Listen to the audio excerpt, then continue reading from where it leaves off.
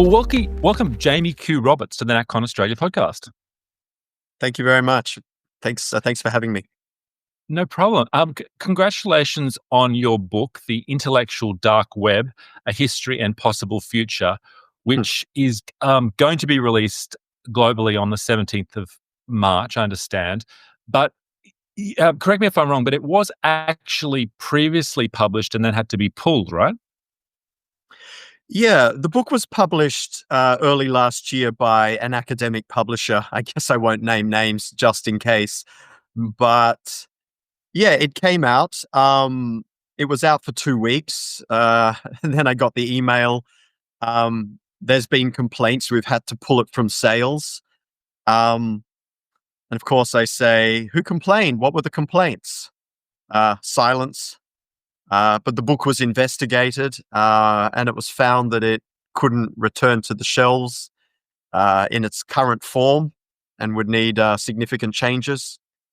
And after a bit of back and forth, yes, we parted ways. So, I was lucky enough to find another publisher. So yeah, US publisher Pitchstone, which I'm very happy about. Yeah, the book lives to fight another day. So you weren't given any to date substantive reasons why the book was pulled. It wasn't because there were any threats of defamation or anything along those lines. I've read through the one that is to be released on the 17th of March. Is there any difference between that version and the one that was originally, the one that was pulled? The only real difference is the new preface and maybe a few typos that got fixed. Yeah. Um, but yeah, I mean, I think the academic, the academic publisher. I mean, I think they played their cards very close to their chest, and I think in that sense they did a good job. It wasn't, it wasn't the substance of the complaint that was ultimately what was wrong with the book. It was apparently that it didn't engage sufficiently with, theory. So the idea was that we then work through every chapter and put more theory in. And which of course is pretty ironic because that's one of the problems that the book complains about.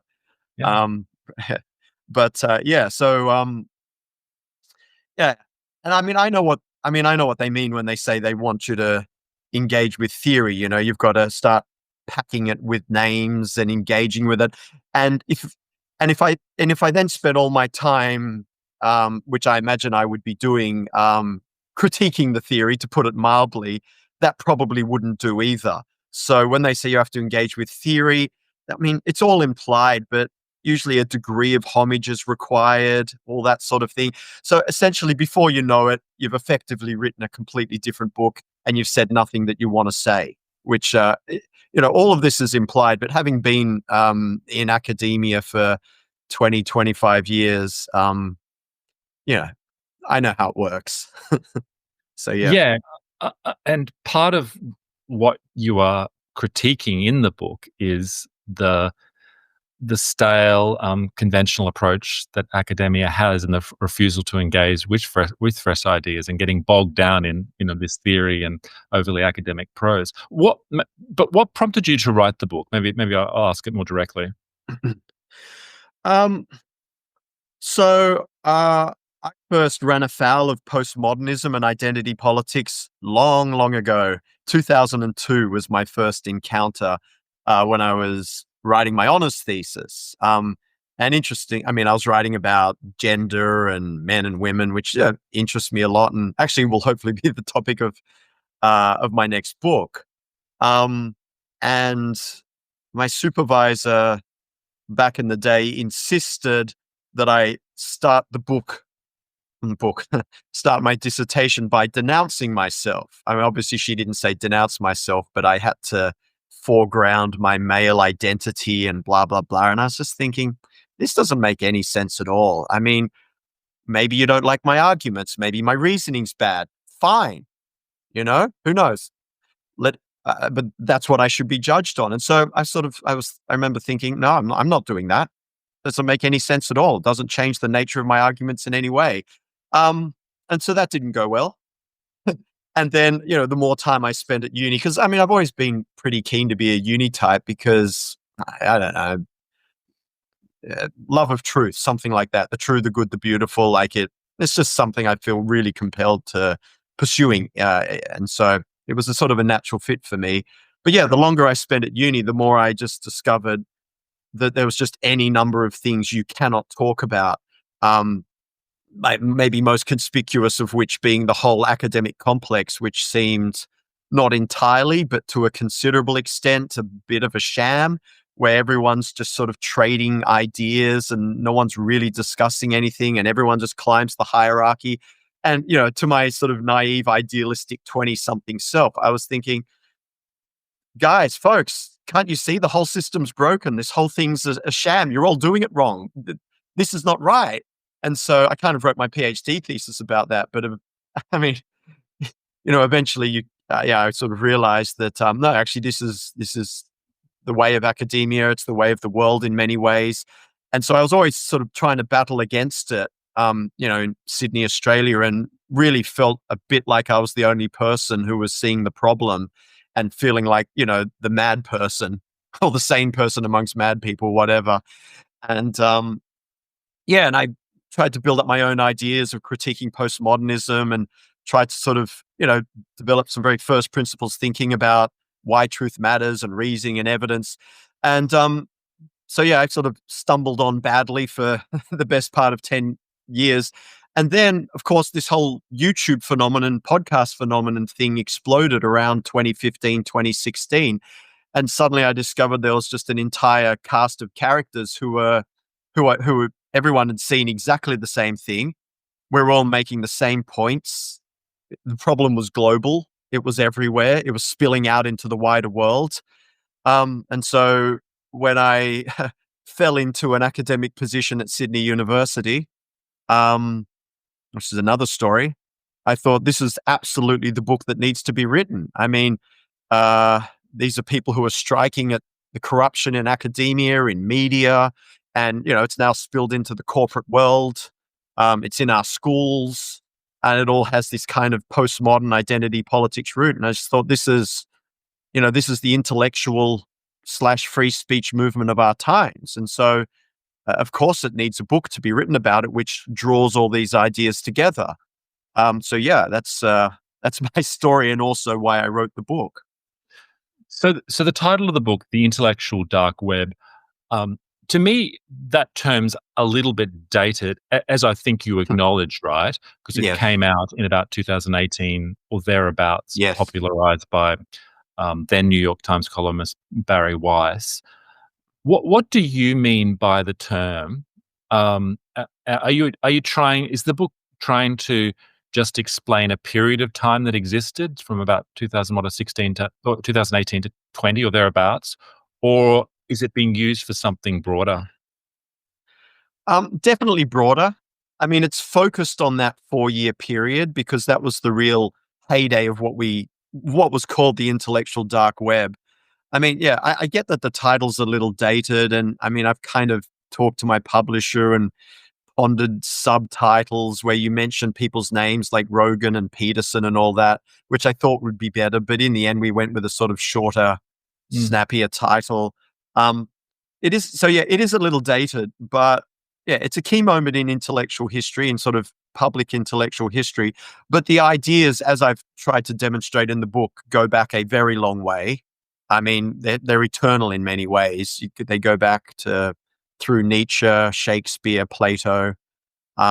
So the idea as well is to, yeah, discuss broader Enlightenment values, let's say, but within the context of this, particular movement, something like that. But I mean, Have there the ideas haven't.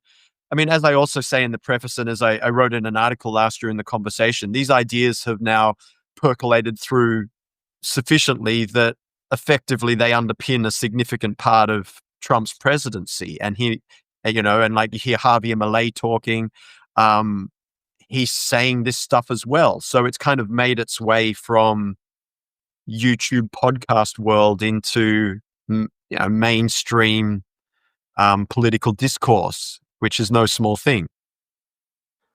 Yeah, I think this attempt to provide a, a retrospective or an anthology about this particular phenomenon, the online right, the intellectual dark web, whatever you want to call it, is very useful because there still is a massive gap between those that are incredibly familiar with all the internet law and the discussions and the controversies over the last, whatever we are now, let's call it 10 years, Yeah, and sure. and those that aren't spending time, which is still a large percentage of the population who get their Mm, news from conventional sources, which includes large swathes of our political class and journalists and mm. university lecturers who probably, I mean, the clearest example in recent times was the chairman of the ABC when he, Yes. criticized Joe Rogan, and it was and it was quite clear that that guy had no real familiarity with, the largest, most popular podcaster on the planet. He was describing him as Yes. though it's some sort of 90s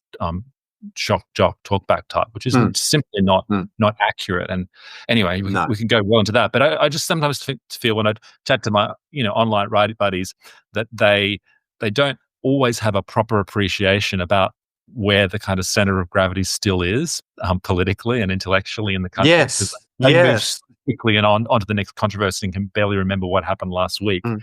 let alone that. The only other book that I've read, which was very early days, and I'm not sure, that attempted to do something similar, was that Angela Nagel's Kill All Normies. Have you heard of that one? That was Oh, I know the 2000. title, but Yeah. what year, sorry? That was 2017, so that was very early Ah. days, and kind of was written on the back of the Gamergate controversy and the like, but, Oh, yeah, sure, sure. yeah. Well, I mean, that's all part of it. The Mm. Gamergate thing's part of it. That's when identity politics started entering video games. So yeah, I mean, there's many. I mean, but look, as I even say in the book, it goes back to Steven Pinker and the Blank Slate, which was somewhere around 2000 or 2001.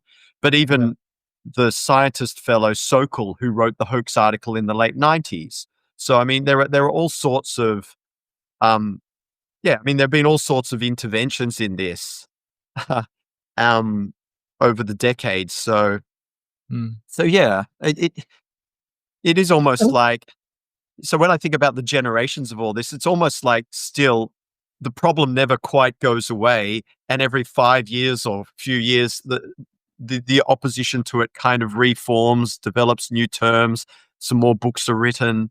It's almost an eternal struggle.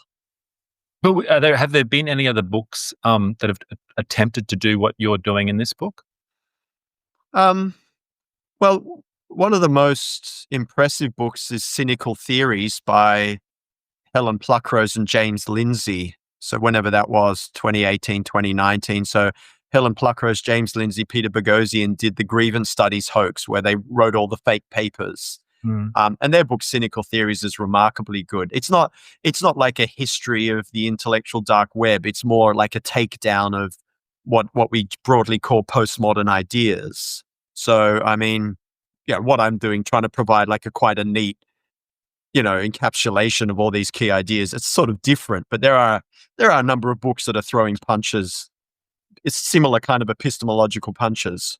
Yeah. It reminded me a little bit, I must say, when I was reading it, and I haven't read anything which categorically tries to trace the history like you've done of a particular period. Um, it reminded me a little bit of like reading a history of rock, because you're tracing all these bands Yeah, and where they arrived and these yeah, I know, names. right? And essentially, I know some of the people that read it will be like, "Nah, that's not right," and, "They weren't cool," or "They were cooler," and this, that, and the other. It Yeah, has yeah, I that know, right? similar type of thing where these online public intellectuals have almost taken the place of the of the rock stars of, I don't know, the 80s and 70s and stuff. So Totally. getting down to the nuts and bolts, y and because I know people will probably take exception to some of the people in this list, but who do you think forms part of the kind of intellectual dark web? Yeah, the consensus was pretty strong at the time. When everyone was talking about it, it was, definitely Joe Rogan's at the heart because he popularized so many of these people on his podcast, even if some of them were already successful in their own right, like Sam Harris. But Certainly, Joe Rogan. Jordan Peterson's the most significant figure. I mean, when I was writing the book and going through the chapters, I mean, I could have almost, I could have almost written the whole book just with Jordan Peterson. I mean, okay, that's a bit of an overstatement, but he covered so much of this territory. But yeah, Jordan Peterson, Sam Harris, um, Eric and Brett Weinstein were major figures. Eric Weinstein coined the term intellectual dark web, and he's still, all over the internet world with his kind of trying to, walk the tightrope between left and right, trying to keep an open mind perspective. Dave Rubin, I talk less about him in the book, but he was a figure, he gave a platform to a lot of these people. Claire Lehman, the Australian founder of Quillette. So I don't talk about her that much in the book, but, the publication Quillette was very important for opening up discussion, especially about things like, human nature, the Hmm. it's like yeah, that sort of thing. So they're core figures, and then there's another. I mean, it gets more and more debatable. Douglas Murray, Heather Heying, definitely Jonathan Haidt, Steven Pinker, Elon Musk, without question, which is interesting. But and then there's just more and more people who you can argue about: Glenn Lowry, John McWhorter. But basically, I feel like it's a little arbitrary, but my criteria is essentially, okay, are they talking about this broad collection of ideas? Do they appear on Joe Rogan or related podcasts? Do they talk about each other? So yeah, it's a little loose, it's a little debatable, but there are a number of figures which you can say, yeah, pretty much. You write that a large part of those within the quote unquote intellectual dark web can be classed as classical liberals. Um, Yes. and to me, looking at that list, it's sort of Joe Rogan and Joe Peterson are a bit their own thing, but it's the Daily Wire, Free Press, The Bulwark, Alliance for Responsible Citizenship, Quillette, Set. And I'm just wondering, I feel like they exist as a subset of all that's going on the, quote unquote online right. But those anti-Marxist liberals aren't the complete. It would be just to hold those guys up as the only example of what's going on the online right is probably not presenting the full picture, right? How do you distinguish between those guys and some of the more iconoclastic Nietzschean types or red pill men or the paleocon normie types? Are they just considered too far beyond the pale, or do they're not they're not useful, or you had to draw the line somewhere, or why do you? Because I feel like they are influential, but they're not within. You don't include them really within the definition. Yeah, I think there's links with any number of groups, ideas, figures, but I really, I mean, part of the list I generated was looking at a few other lists at the time. So I mean, there's part of Mm, that, and I looked through the list. I think yes, yes, yeah. but I mean, as I was saying before, a fair chunk of it is association. Mm. A fair chunk of it is the sense that these people were regularly appearing on each other's podcasts together, talking with each other. There's a classic photo that Joe Rogan took where these core figures, minus one or two, were actually out to dinner together. And so there is a sense that yeah, even though there are any number of other figures who are talking about related ideas, there was an association between all of these people, like quite a literal association. So that's yeah, that's what largely inspired it. Um, yeah, the There's selection also of people. there's also something, at least within that set, a something that distinguishes them from, say, I don't know, Milton Friedman type classic liberals, which you wouldn't describe as intellectual dark web. It's a willingness to discuss differences between the sexes, difference between racial differences, the influence on class, um, and just simply reject. It's in some ways it's a rejection, right, of the critical race theory, Yes. intersectionalism, and all the other stuff that has been rammed down our throats at the university, and Mm. you know, through the press as well. I would say over that period of time, this was the initial Increasingly. kind of fight back that was occurring in those early days. What seems like early days, Mm. 8 years ago now. Yeah. Yeah, the initial fight back, yes. Mm. Do But you yeah, think? I mean that Yeah, sorry. go. No, you go. I was just gonna say, interestingly, I mean, on economic matters, certainly back in the day, they were a lot looser. So you had Mm, people who felt like they were much more to the left, more in favor of bigger government, you know, public hospitals, public schools, all that sort of thing. That stuff's not that strange. And then, yeah, to people, people more on the right, the Ben Shapiro's. So economically, they were quite diverse, but the unification certainly came on the things that you said, like attitudes to men and women, the idea that there are biological differences between men and women, not just physical, but that also affect, psychology at the population level, mm. race issues. So yeah, it was more these, yeah, and definitely, yeah, anti-postmodernism, pro-enlightenment values. So it was this collection of ideas, much more so than economics, interestingly enough, that united the group. Yeah.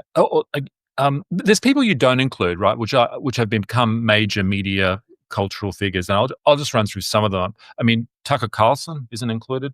Huh. JD Do you want me to Vance. talk about each one? Do you I'll want me to throw talk them all about it, out or there, you want to do the list? and you decide which ones you want to talk about. Because look, Sure, sure. it's like Okay. the history of rock. You can talk about Yeah, straight I know, down. right? Yeah. Sure. So there's Tucker, there's Trump himself, who was like, basically used a Twitter account to tweet his way into the presidency the first time. Um, there's there's 4chan, there's Chris Rufo, there's Helen Andrews from the American Conservative.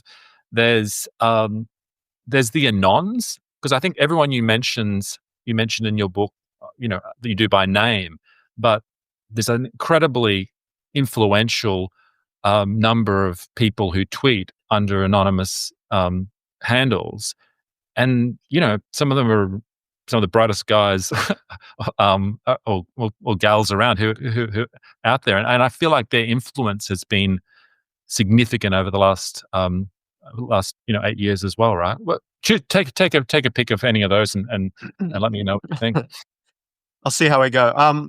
Tucker Carlson's an interesting one. I've definitely considered him. I mean, okay, so I wrote this book largely in early 2023, 2022, 2023. And so then all the finishing up happened late 2023, came out 2024, got cancelled, found another publisher. It's now 2025. So in some ways, it's a bit, I've changed almost nothing about it other than the preface.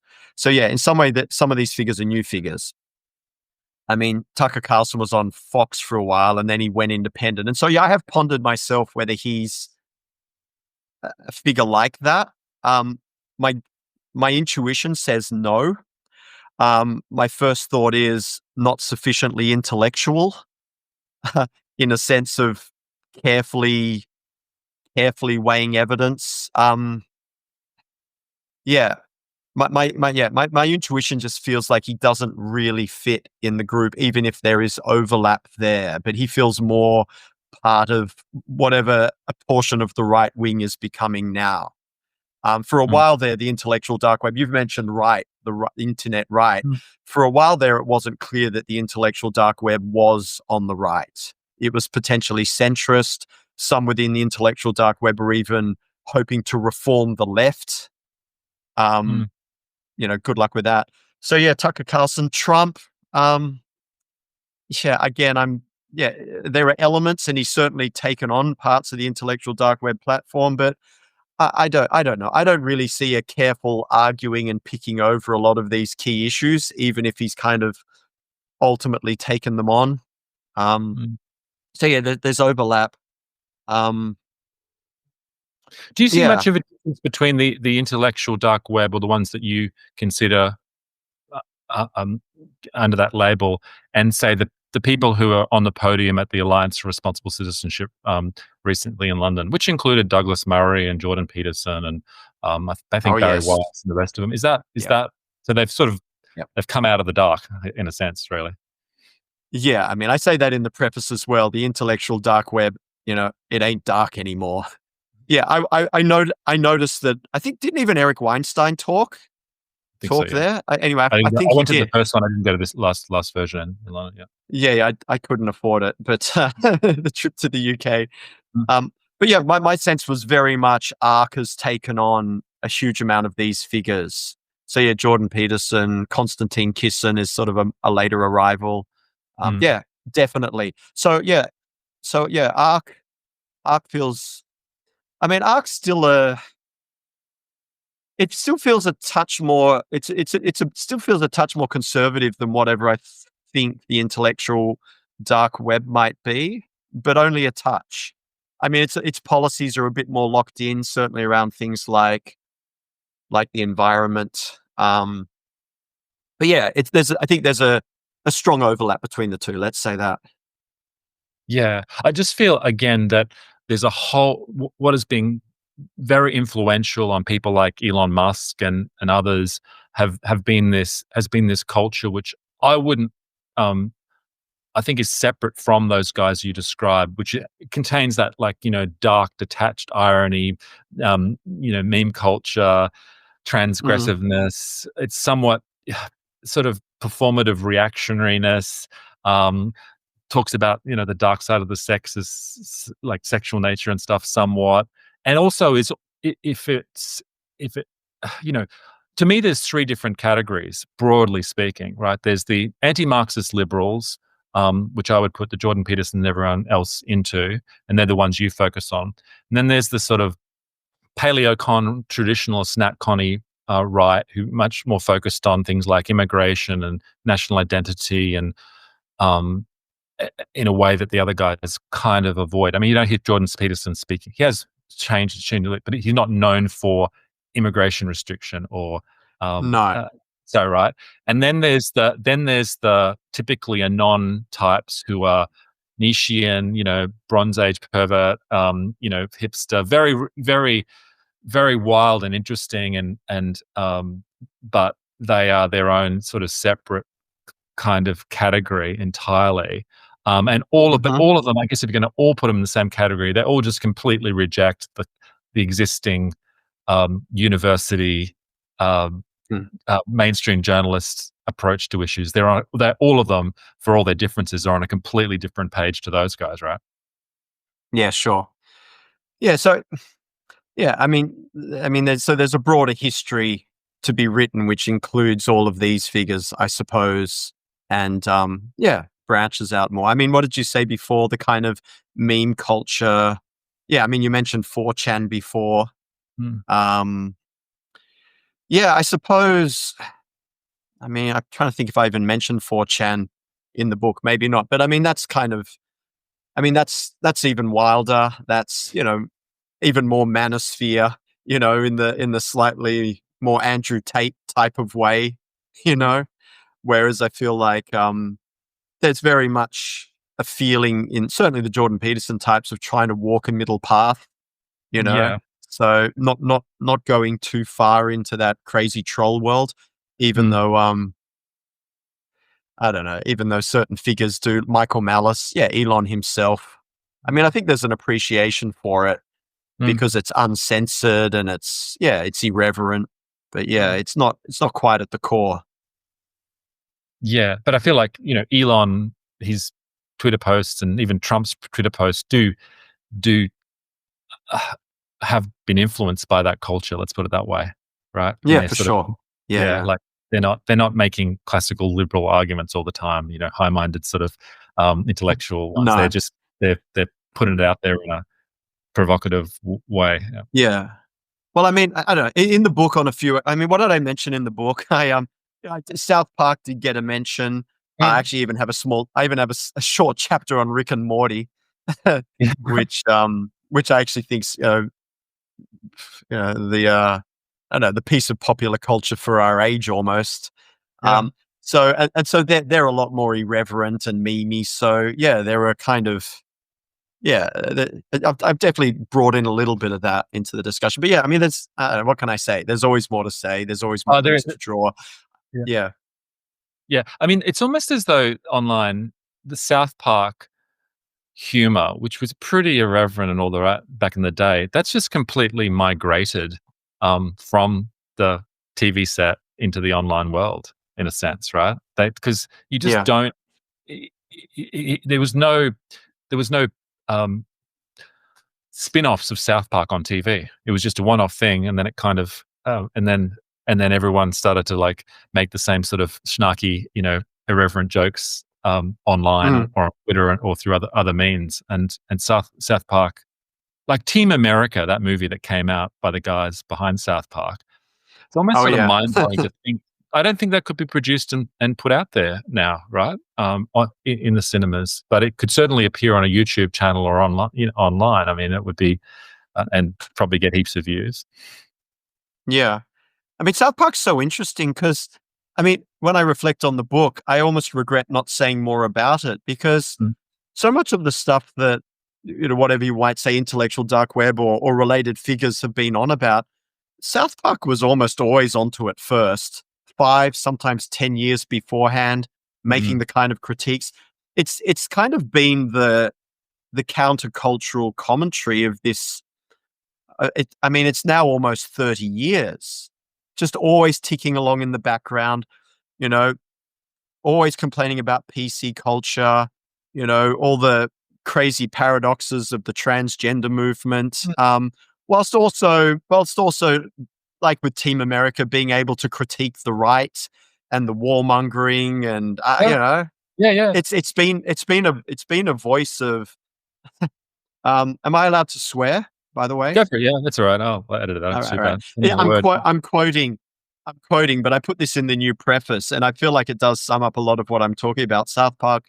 I think it was Matt Stone said, when people are saying, "Well, what's your politics?" and he says, "Well, we hate conservatives, but we fucking hate liberals." Yeah, yeah. And I'm It's like, it's that's actually pretty good because it's like, yeah, stuffy conservatives were the kind of people I was against in the mm, 90s, when I was, anti-Christianity, anti-conservative, free speech, mm.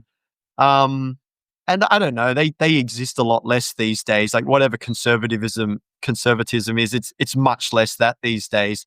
But yeah, but then as the years have rolled on, it's yeah, the excesses of the left which are even more painful. So it's like, well, yeah, there are critiques of the right to be made, but the left's frankly even more annoying. And so I feel like, yeah, South Park's kind of nailed that for 25 years, and it captures I think, the feeling of the intellectual dark web and many besides. Yeah. Oh, there's definitely some critiques to me made of, what was referred to, conservative Inc. And the whole fact that it was called the alt right was, an alternative to the existing right. It was Mhm, very much, there's very much born of a dissatisfaction with, George W. Bush or that mm. normie conservatism. Yeah, normie country club type stuff. Yeah, or just I don't know, deep fried, kind of unreflective. Let's do what we did in the '80s because wasn't Reagan great? Or Yeah, yeah, sure, sure. Margaret Thatcher tribute band type of stuff, and not Yes. actually, understanding what time it's at and how the issues need to be different, and that still goes on. Do you think there's a Mm. way? And this is probably overly optimistic, and I'm sure I can anticipate your response. But do you think there's a way that what is happening in the online right or intellectual dark web, whatever you want to call it, new media can reinvigorate the universities and the traditional institutions of learning? Oh my goodness. I was just listening to a podcast with Alan Davidson and Peter Boghossian, who I'll fortunately be talking to in a little while, Mm. talking about this. And I mean, they talked about it for an hour and a half. Um, I mean, at some point that was the hope. At some point, but I teach at university, and if I don't talk about these ideas, I do pretty well. My courses get well reviewed by the students. Um, I wade into this. I start talking about cancel culture.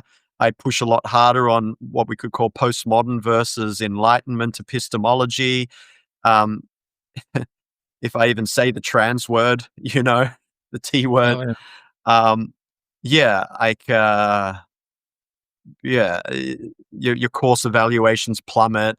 You Mm, get, I don't know, denounced in one way or another by students. Yeah, I mean, fair chunk of my colleagues.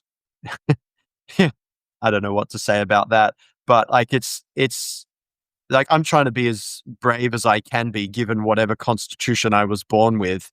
Um, the rot goes very deep, which I mean I could talk about it for a long time, mm, and even beginning to address it is very hard in so many ways. Like even if I tell students, which I do, like if I'm supervising an honor student or something, and I'm saying the method they're telling you is just rubbish, like it's not even a method. You're just writing 3,000 words about stuff. So it looks like you have a method, but it's not, it doesn't inform what you're doing. And it's, blah, blah, blah.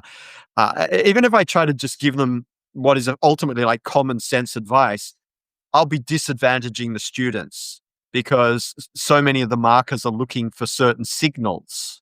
mm, And so even forget my, my epistemological battles. And so I have to say to the students, right, this is what I think. I've been working on this for 25 years. Here are all my arguments. I think they're pretty good. Let me know, we can talk about it. But if you go with this stuff, you'll probably be disadvantaged. Like it's just that's just one thought that came to mind. But mm. how is this ever going to feed back in? I mean, so many people now are complaining about this. It's so widespread.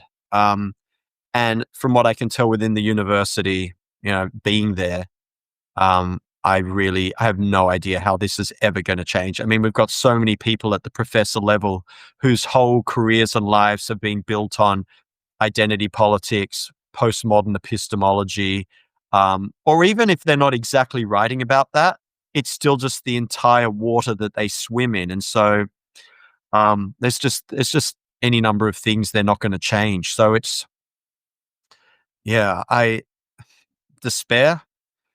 People often talk about we need to start new institutions. Okay, great. That takes a long time.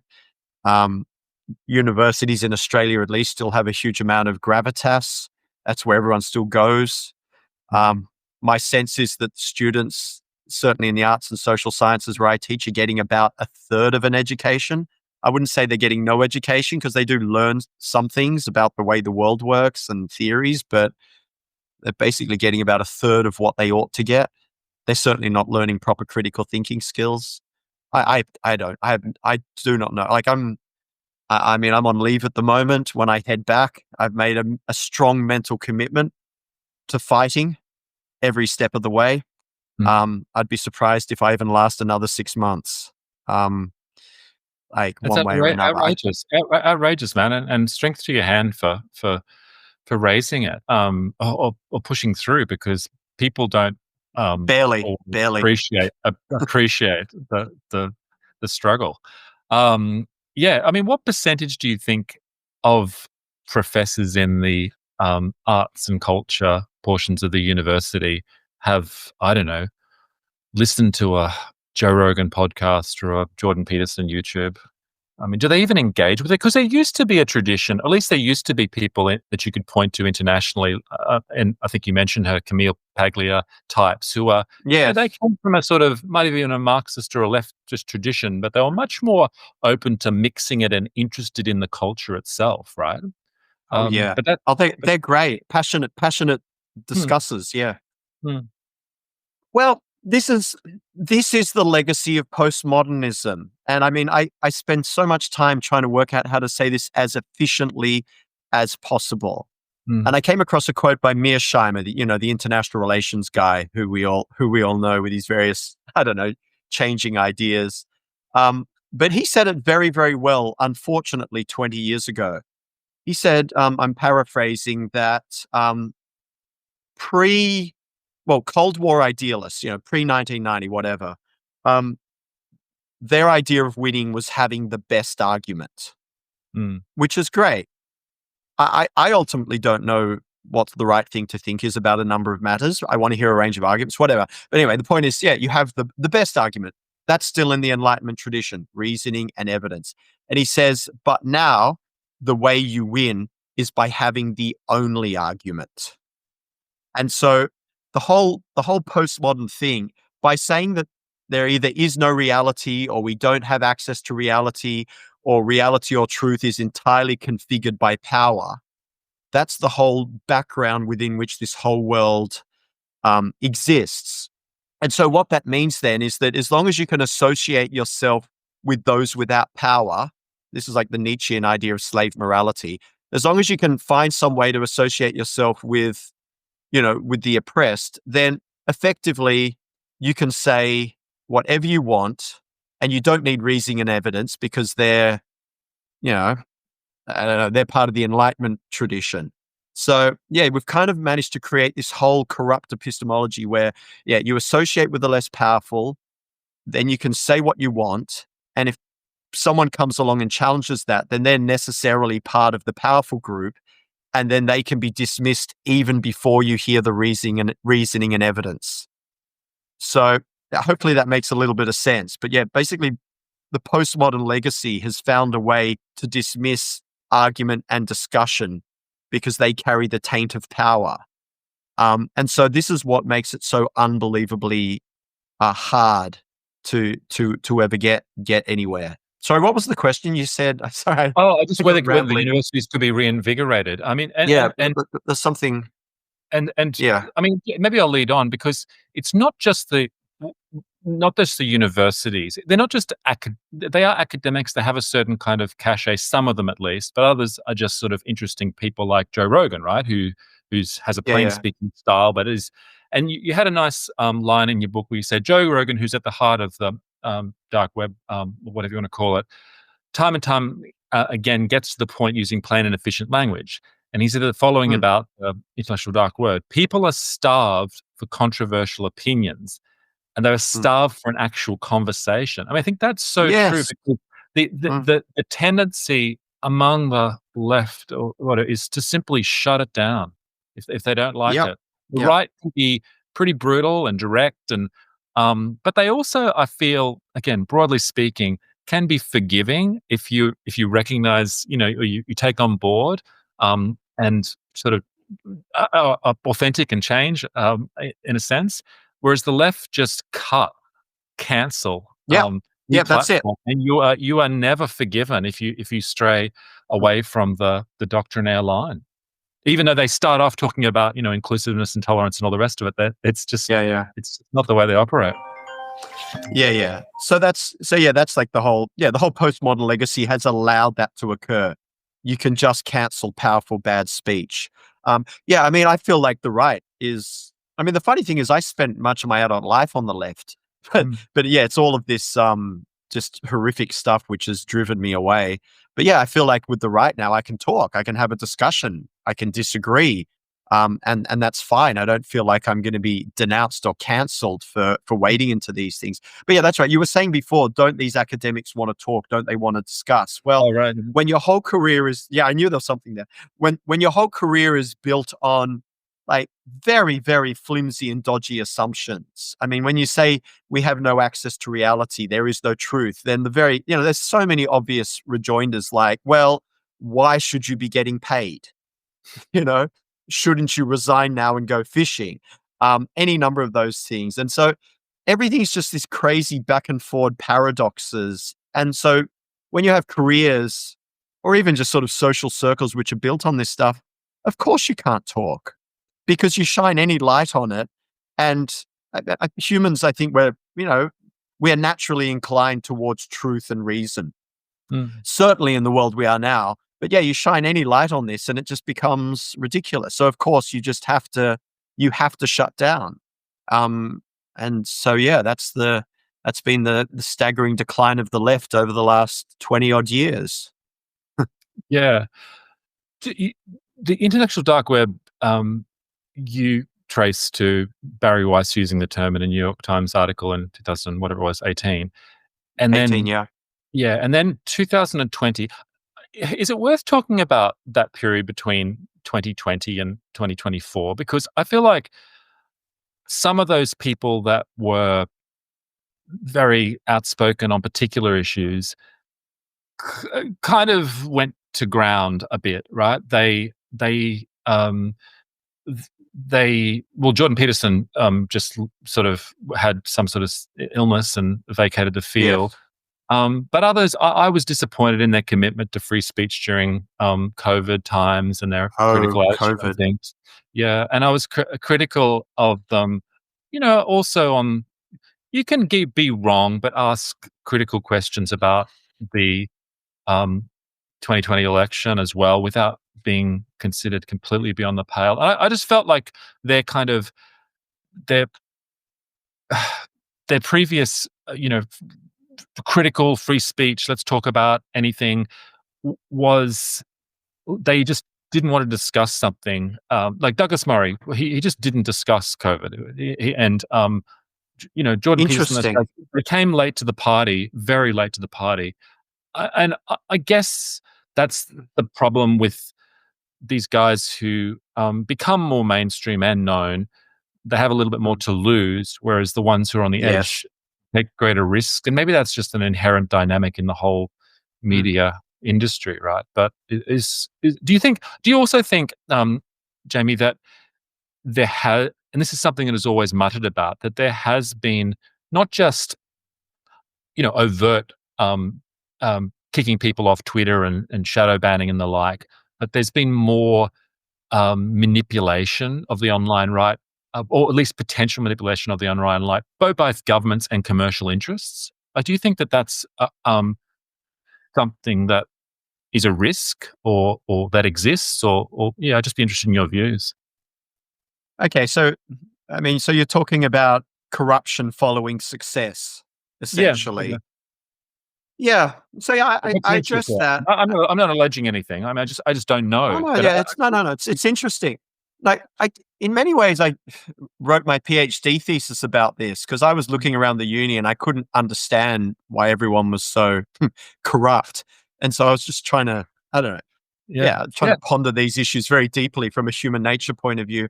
mm, Yeah, and I think it's just an eternal process. Like I start the book with the Robespierre quotation, and it's like a bit of a sneaky one, but it's the classic example.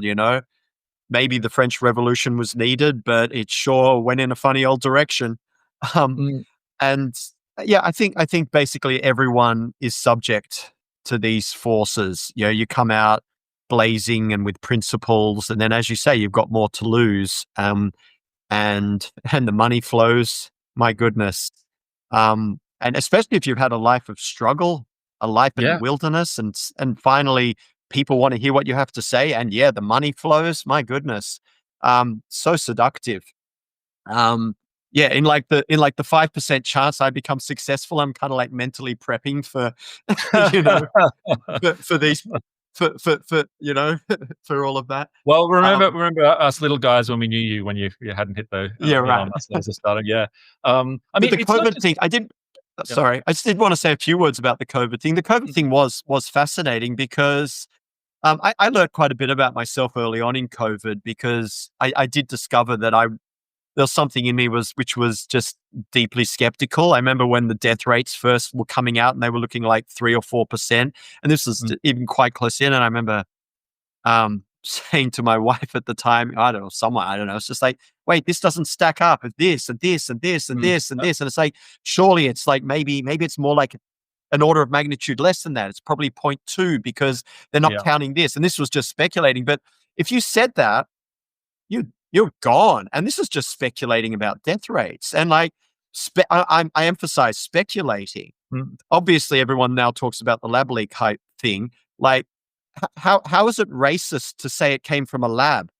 mm, I mean, in my mind, it's almost more racist to say it comes from the wet market because you're saying, well, look at the Chinese; they eat weird food, yeah. all, It all was of that, and then it was just a situation. We could talk COVID to the cows come home, but it was just a sure, situation where reasonable people. I feel like I'm reasonable. You're reasonable.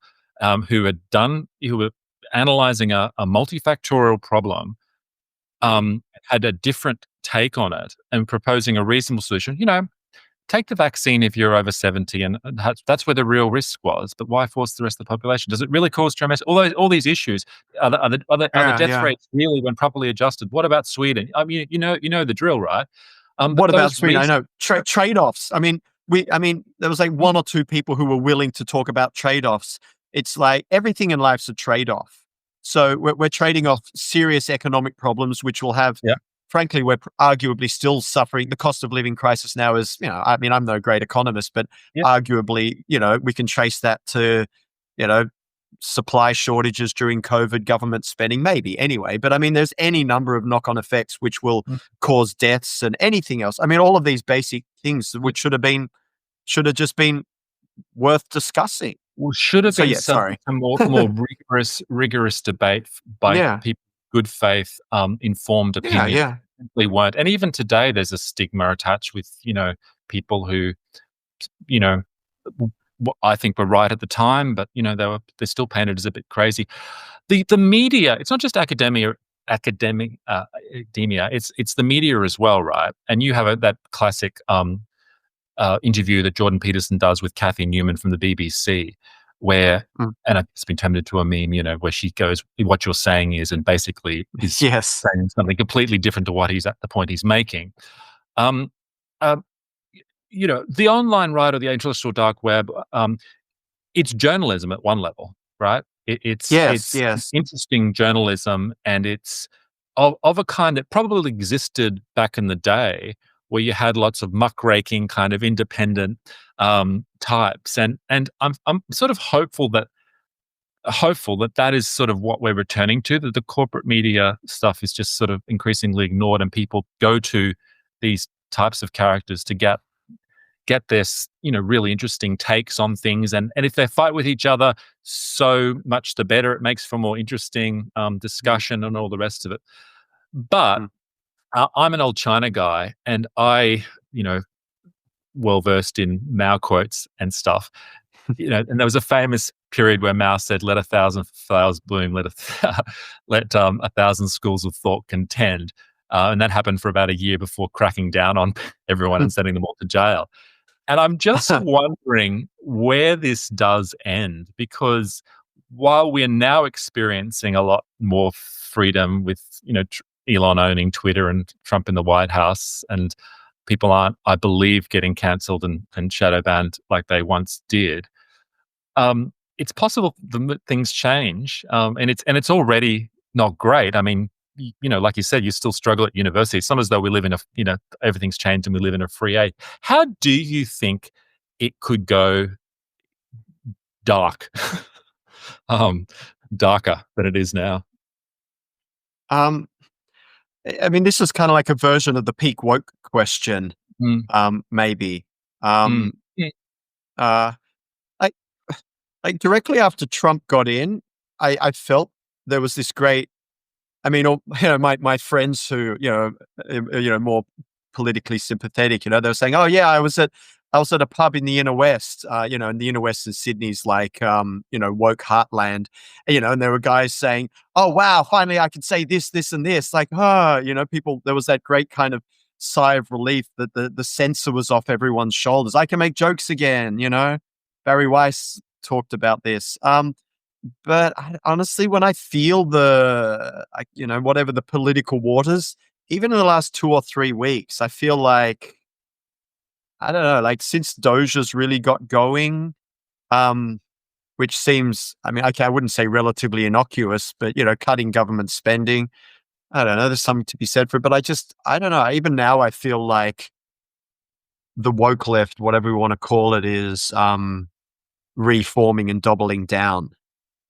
That's my sense just from the last few Well, weeks.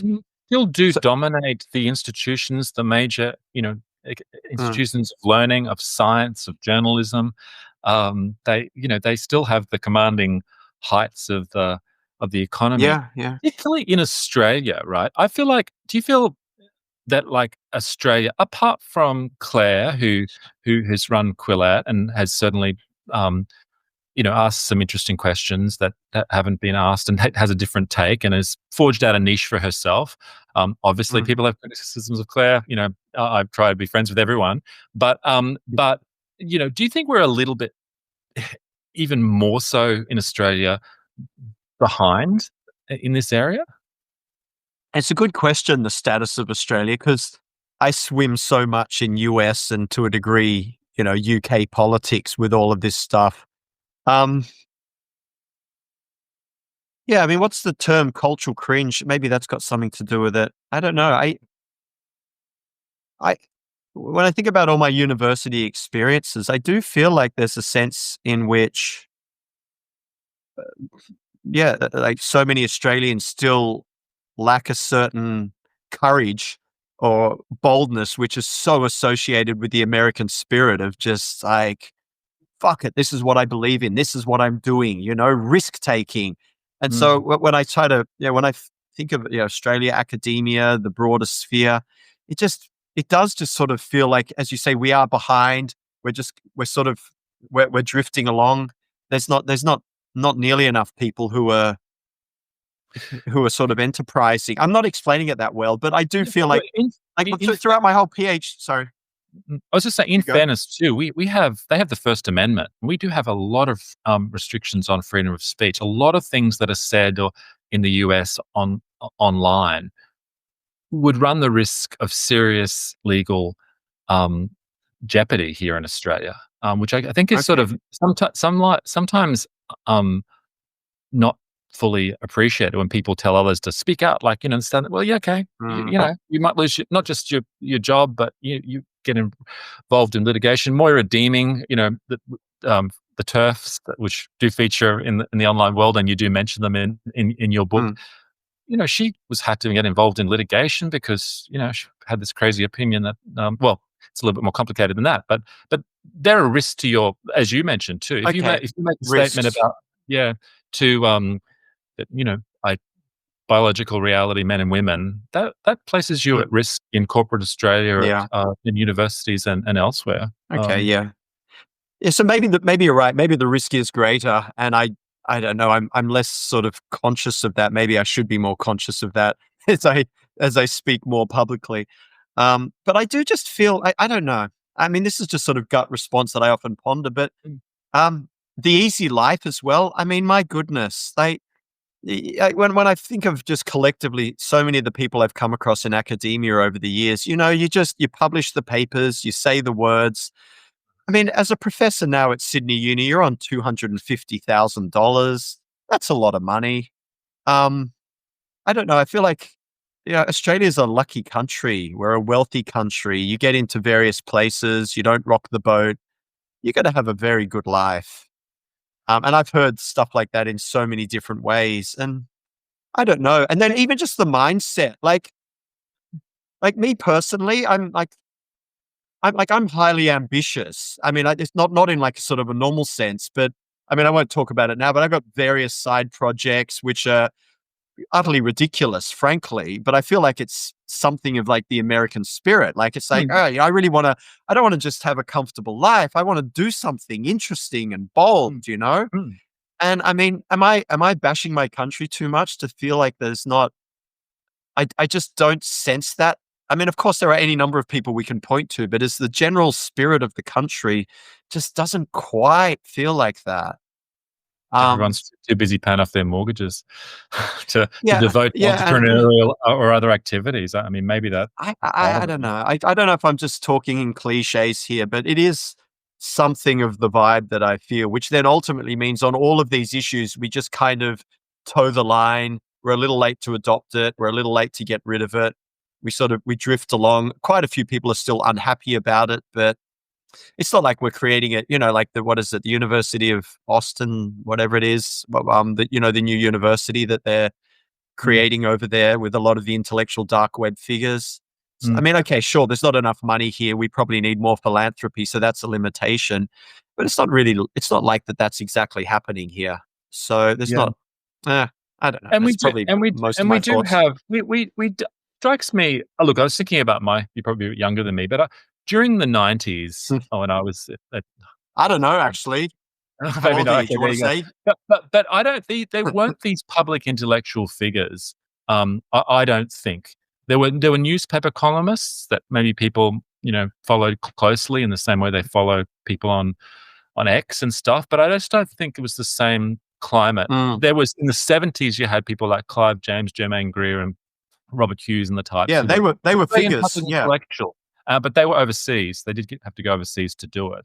Yeah, you go to And there's London. some yeah, and but there is a structural problem here because we can we I mean, we're quite successful at journalism, at least in the newspaper industry, media industry, right? We have the probably the most successful media proprietor comes from Australia. Mm, So, mm, and we mm. produce journalists, but we don't seem to be. And I think there's a lot of talented, interesting people here, but we could, and which should produce the Douglas Murray types, or Yeah, um, yeah. but there's something that there's a variety of different reasons for that. I don't think it's all just beat up on Australians. We're not as smart as the rest of them. I think there's some Mm, little. It's a problem to be solved.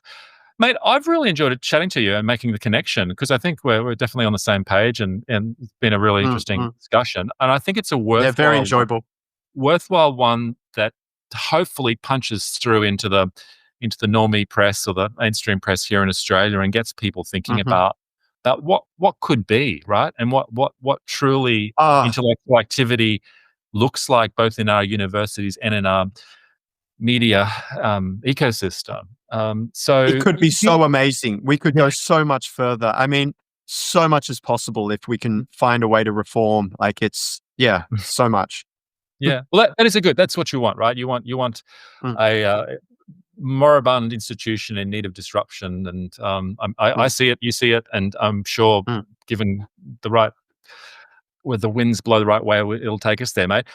You book launches on the 15th of March. People should be able to 20th. buy. Oh, sorry, 20th of 20th. March. On Amazon, they should be able to buy it, and then there's a Yeah, potential yeah, launch in Sydney, which I guess will be made known if people Google it in due course. yeah, yeah. Um, and hopefully you'll get a lot more press out of it, and people will read your book and start better understanding what is Yes, going on in the absolutely, yeah. outside the mainstream press and outside the mainstream universities. Yeah, um, Alright. lovely to Well, chat, thank you so and hopefully much. chat further. Cheers, man. Bye. Sure. See ya.